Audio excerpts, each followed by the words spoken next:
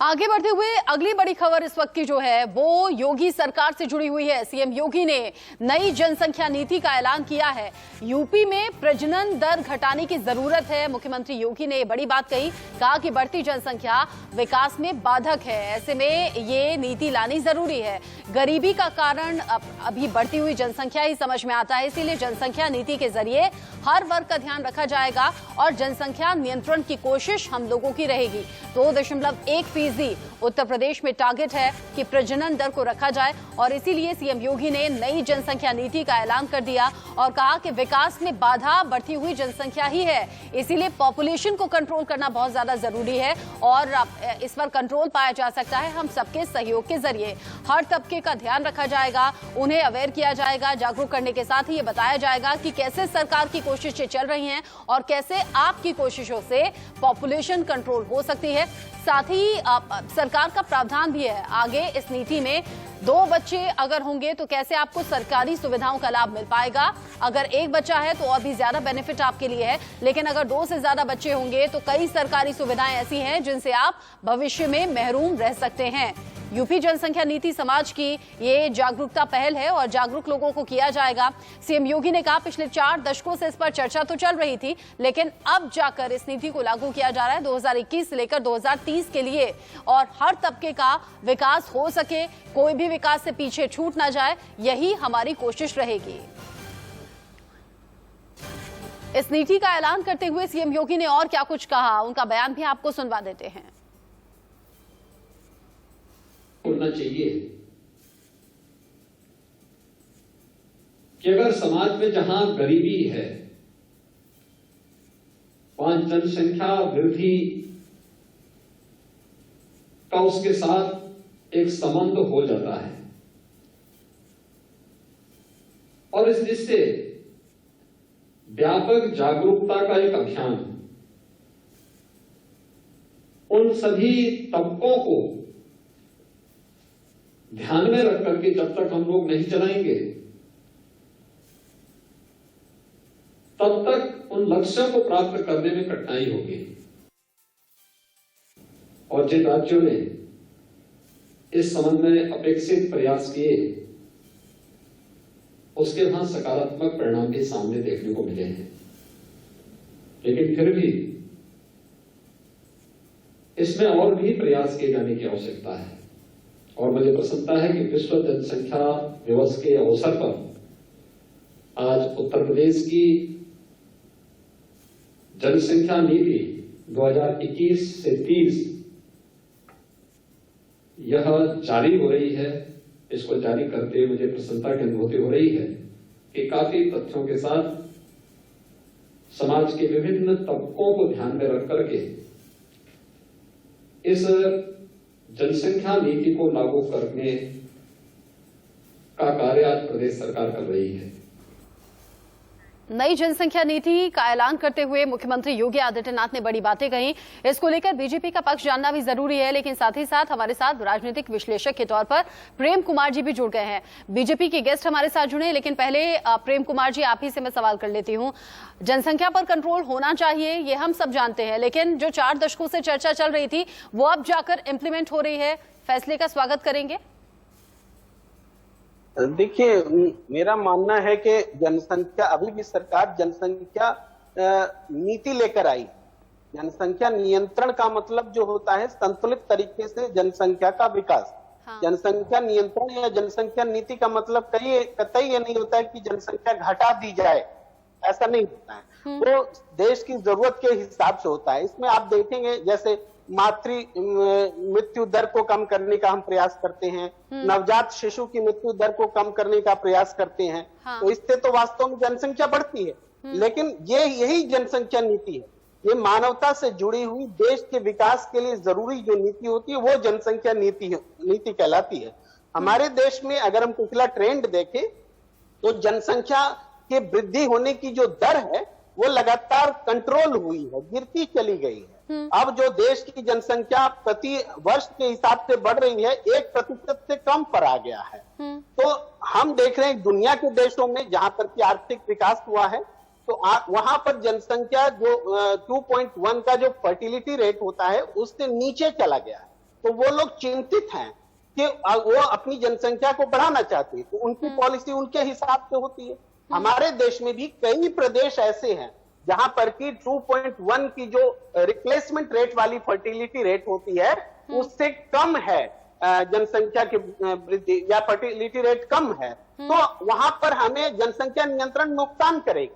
लेकिन देश के कई ऐसे प्रेम प्रदेश कुमार हैं जी, लेकिन कैसे नुकसान करेगी आप ये बताइए। प्रेम कुमार जी, जो पढ़े लिखे लोग हैं, जो शिक्षित हैं, जो अवेयर हैं, वो जानते हैं, समझते हैं कि अगर हमारे 1 या 2 बच्चे होंगे तो बेहतर तालीम हम दे पाएंगे, बेहतर परवरिश होगी, किसी तरह से कटौती की जरूरत नहीं रहेगी। लेकिन अगर ये बच्चे 2 से ज्यादा हो गए तो फिर बजट घर का बिगड़ सकता है और हो सकता है कि बेहतर परवरिश और तालीम देने में नाकाम रह जाएं। ये पढ़ी लिखी फैमिलीज और पढ़े लिखे पेरेंट्स की मैं बात कर रही हूं।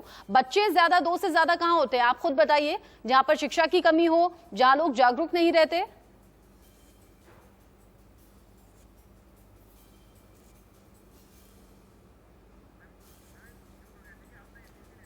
प्रेम जी, आवाज नहीं आ रही आपकी, म्यूट है शायद आप।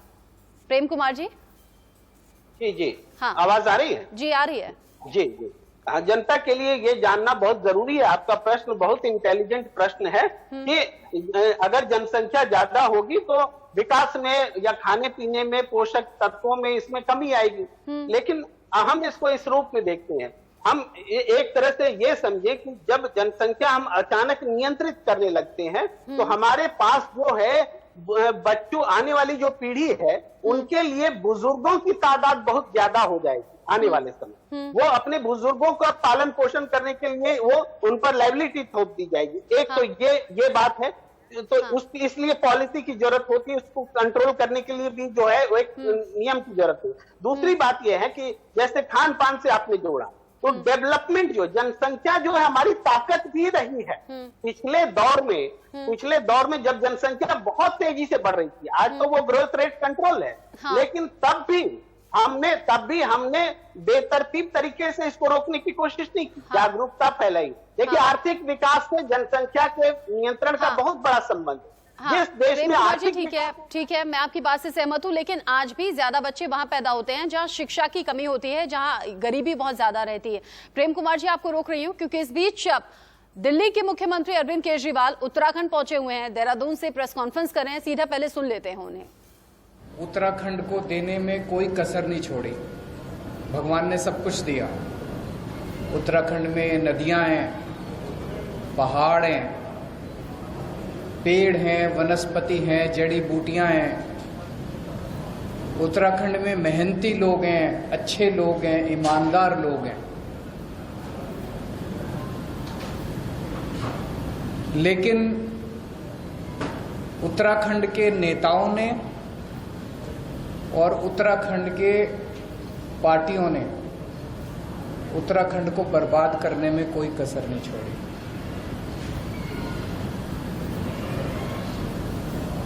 आज उत्तराखंड के अंदर 2 पार्टियां हैं।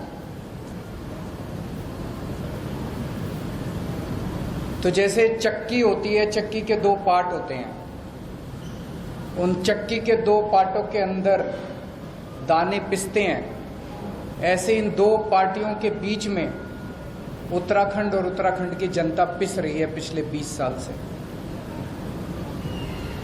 इन दोनों पार्टियों ने बड़ी अच्छी सेटिंग कर रखी है, बड़ी अच्छी सहमति बना रखी है आपस में, और बड़े तरीके से है, सिस्टमैटिक। आप 2000 से उठा के देख लो, एक बार तुम, एक बार हम, एक बार तुम, एक बार हम, एक बार तुम लूटो, एक बार हम लूटेंगे, एक बार तुम लूटो, एक बार हम लूटेंगे। अभी हम देख रहे हैं कि सत्ताधारी पार्टी के पास सीएम ही नहीं है। एक बनता है, फिर सत्ताधारी पार्टी को लगता है नहीं ये भी निकम्मा, फिर दूसरे को बनाते हैं, फिर कहते हैं नहीं ये भी निकम्मा। मेरे ख्याल से 70 साल के भारत के इतिहास में ये पहली बार हो रहा होगा कि कोई अपनी पार्टी खुद ही कहती है कि हमारा सीएम बेकार है। वैसे तो अपोजिशन वाले कहते हैं भाई ये पार्टी खराब है, ये सीएम खराब है, ये तो खुद ही कह रहे हैं कि हमारा सीएम खराब है, इसको बदल रहे हैं। अब फिर दूसरे को भी कहते हैं ये भी खराब है, इसको भी बदल रहे हैं। तो वहां पे सीएम की लड़ाई चल रही है, उनके पास सीएम नहीं है।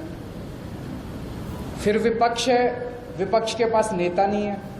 वहां पे विपक्ष का नेता चुनने के लिए पिछले महीने भर से दिल्ली के अंदर दिल्ली के चक्कर काटे जा रहे हैं।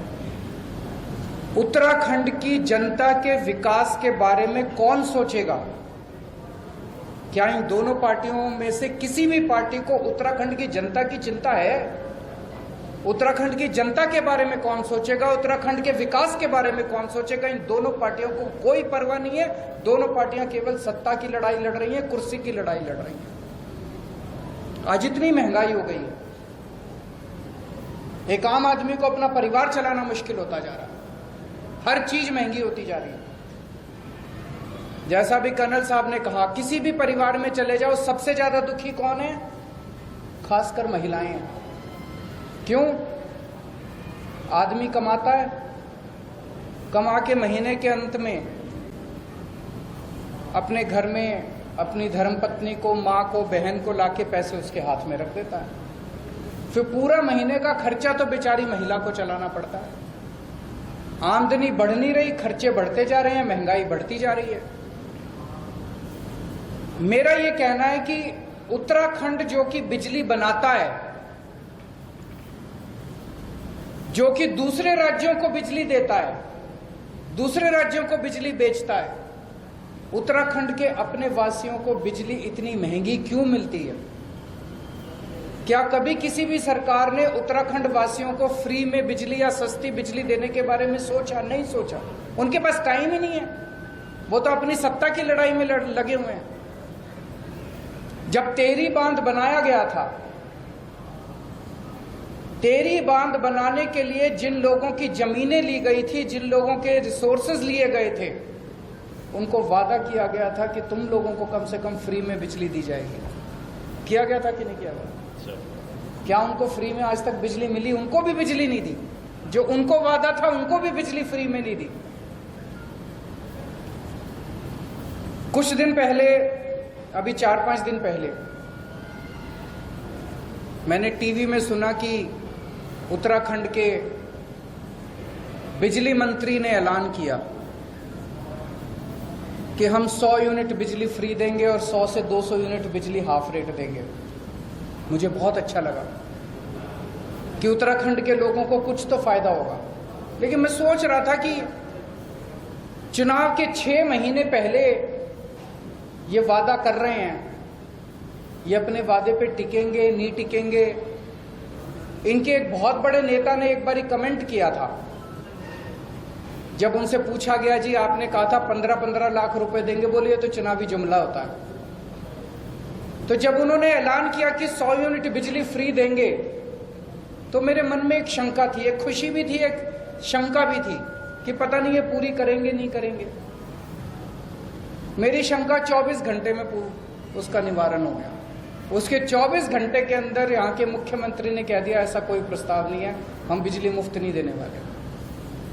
तो आपको 6 महीने का इंतजार भी नहीं करना पड़ा। चुनाव, उन्होंने खुद ही कह दिया ये चुनावी जुमला था, हम बिजली फ्री नहीं देने वाले। दिल्ली में उत्तराखंड के बहुत लोग रहते हैं।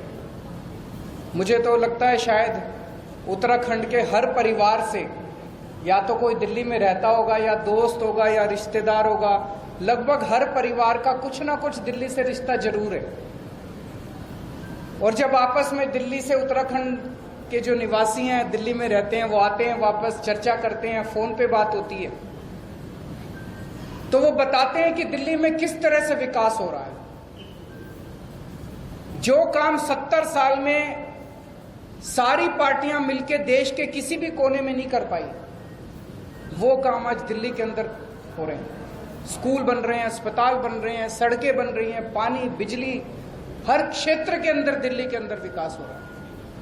अब उत्तराखंड वासी भी चाहते हैं कि वैसा ही विकास दिल्ली का जैसा हो रहा है वैसा ही विकास, यहाँ भी स्कूल अच्छे होने चाहिए, यहाँ भी अस्पताल अच्छे होने चाहिए, सभी उत्तराखंड वासी चाहते हैं। और अब उत्तराखंड के लोग मन बना चुके हैं कि उत्तराखंड के अंदर आम आदमी पार्टी की सरकार लानी है। तो मैं उत्तराखंड के लोगों को भरोसा दिलाना चाहता हूं कि जितने काम, अच्छे काम दिल्ली में हुए वो तो करेंगे ही करेंगे।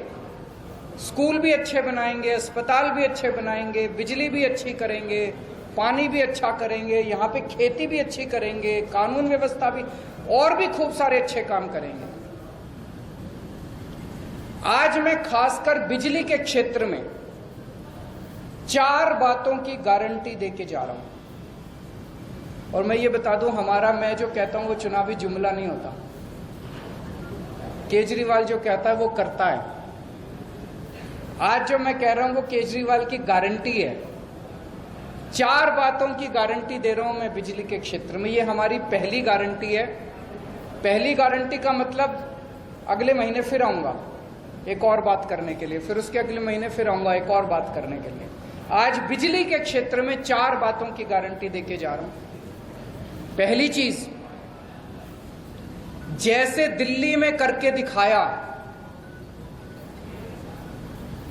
वैसे ही उत्तराखंड के अंदर हमारी सरकार बनेगी। 300 यूनिट बिजली तक हर परिवार को मुफ्त बिजली दी जाएगी। उत्तराखंड पहुंचे हुए हैं दिल्ली के मुख्यमंत्री अरविंद केजरीवाल और बेहद अहम ये दौरा उनका माना जा रहा है। इससे पहले ट्वीट करके जानकारी दे दी थी, बिजली का मुद्दा उठाया था और अब देहरादून से लाइव प्रेस कॉन्फ्रेंस में आप सुन रहे थे। आने वाले चुनाव के लिहाज से उनका बयान बेहद अहम और बयान इशारा करता है कि अब उत्तराखंड में भी किस्मत आजमाएगी आम आदमी पार्टी।